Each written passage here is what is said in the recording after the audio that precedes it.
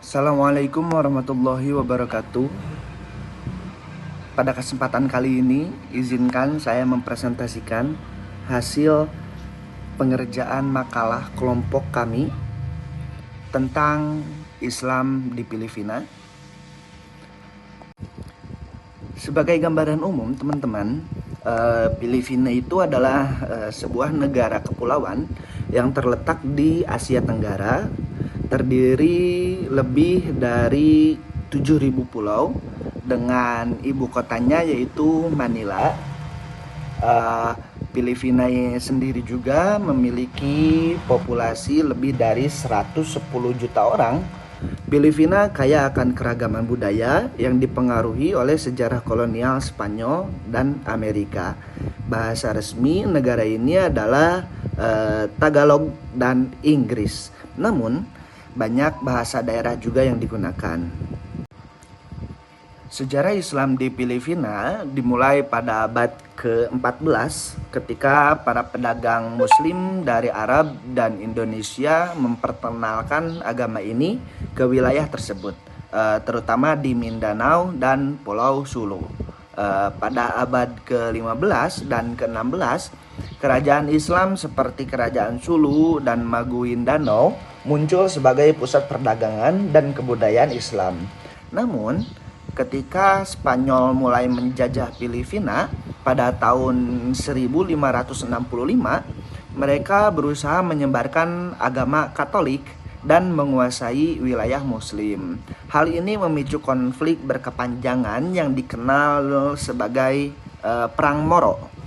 Setelah penjajahan Spanyol, pemerintah Amerika Serikat juga menghadapi perlawanan dari komunitas Muslim saat mencoba mengintegrasikan mereka ke dalam sistem pemerintahan. Meskipun Islam merupakan agama minoritas di Filipina, komunitas Muslim tetap aktif dalam mempertahankan identitas dan tradisi mereka meskipun masih menghadapi tantangan sosial dan politik.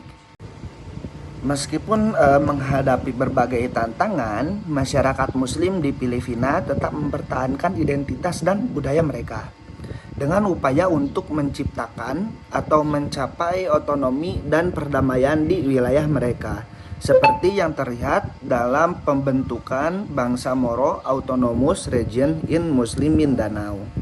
Di Filipina sendiri banyak terdapat kepercayaan atau aliran kepercayaan, salah satunya yaitu Islam yang merupakan agama minoritas di Filipina dengan sekitar 5-10% dari total populasi yang menganutnya, terpusat terutama di Mindanao. Komunitas Muslim di Filipina aktif dalam mempertahankan tradisi dan kebudayaan mereka meskipun masih menghadapi tantangan sosial, ekonomi, dan politik. Gerakan untuk menghidupkan kembali identitas Islam semakin kuat dengan fokus pendidikan dan advokasi hak-hak komunitas Muslim. Alangkah lebih baiknya kita akan sedikit membahas tentang bagaimana masuknya Islam di Filipina, apa saja tantangannya, dan apa saja kendalanya. Keberhasilan BARM dapat diukur melalui berbagai indikator yang mencakup aspek sosial, ekonomi, dan politik. Pertumbuhan ekonomi dapat dilihat dari meningkatnya produk domestik regional bruto atau PDRB dan penurunan angka kemiskinan serta peningkatan akses terhadap pekerjaan dan investasi infrastruktur. Di sektor sosial, keberhasilan BARM dapat diukur melalui peningkatan akses pendidikan dan kesehatan seperti partisipasi sekolah yang lebih tinggi dan penurunan kematian ibu dan anak.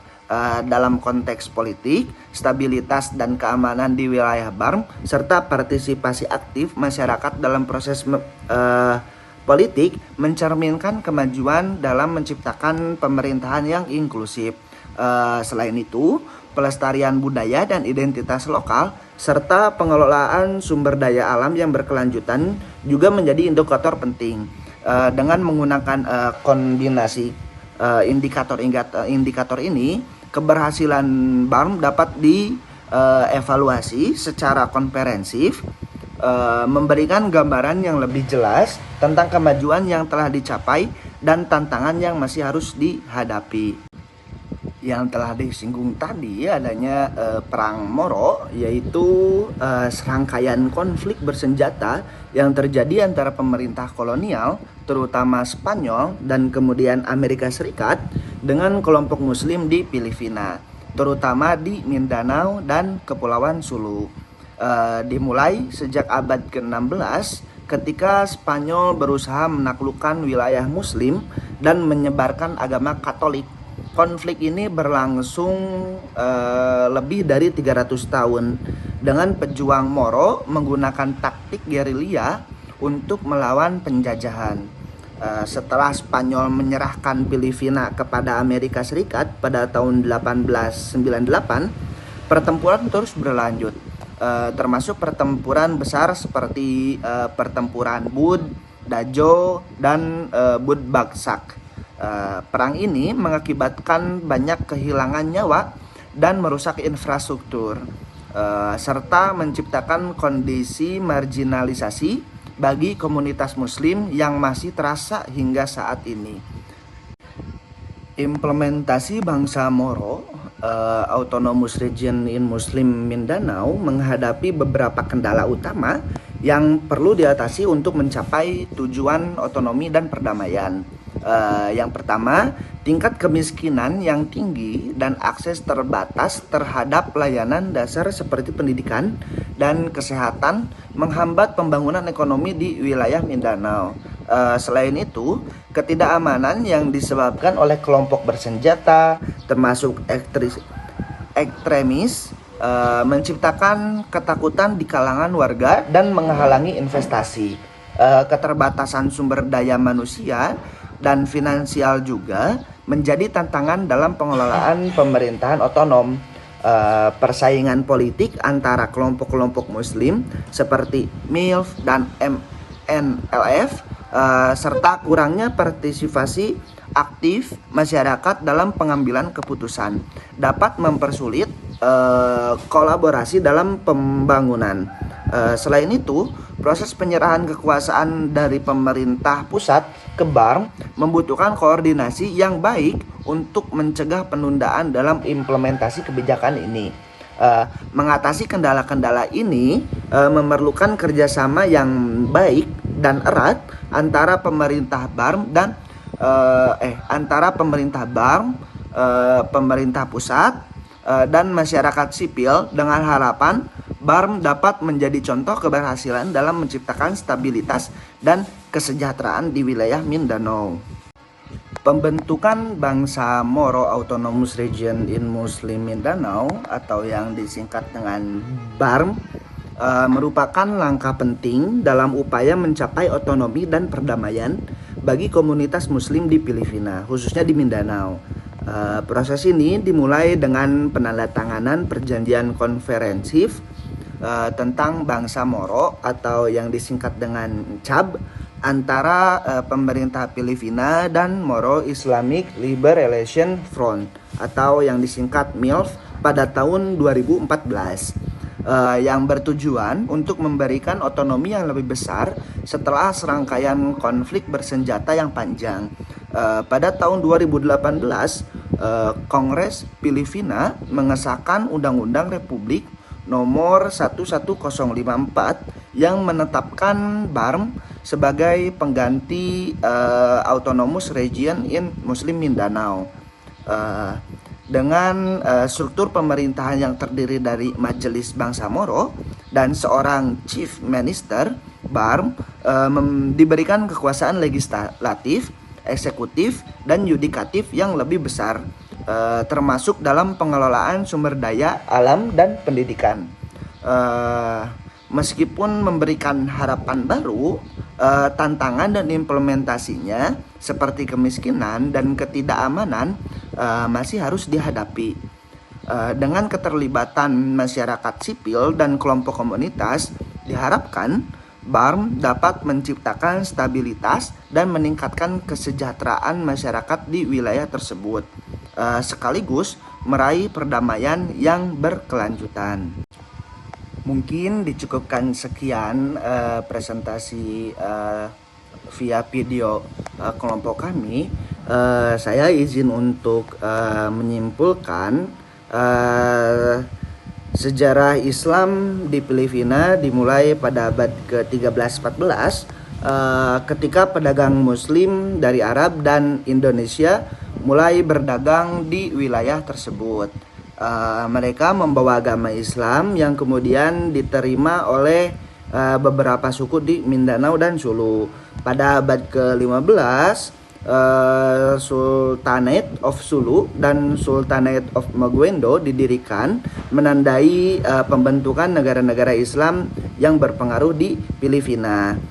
Selama periode penjajahan Spanyol, upaya untuk mengkristenkan penduduk lokal menyebabkan konflik antara Spanyol dan masyarakat Muslim. Meskipun banyak wilayah Filipina yang menjadi Kristen, daerah-daerah di Mindanao dan Sulu tetap mempertahankan identitas keislaman mereka. Setelah kemerdekaan Filipina pada tahun 1946, isu-isu yang berkaitan dengan identitas dan hak-hak masyarakat Muslim kembali muncul. Pada tahun 1970-an terjadi ketegangan yang meningkat yang mengarah pada gerakan separatis seperti MNLF dan MILF. Proses perdamaian dan otonomi untuk wilayah Muslim terus berlangsung hingga saat ini dengan upaya menciptakan BARM pada tahun 2019. Secara keseluruhan, sejarah Islam di Filipina mencerminkan perjalanan panjang, interaksi budaya, konflik, dan perjuangan untuk pengakuan identitas yang terus berlanjut hingga saat ini. Dan tak lupa saya ucapkan terima kasih kepada Bapak Dian Prayoga M. Hung sebagai dosen pengampu di mata kuliah Sejarah Islam di Asia Tenggara. Sekali lagi saya ucapkan terima kasih kepada dosen pengampu dan rekan-rekan semuanya.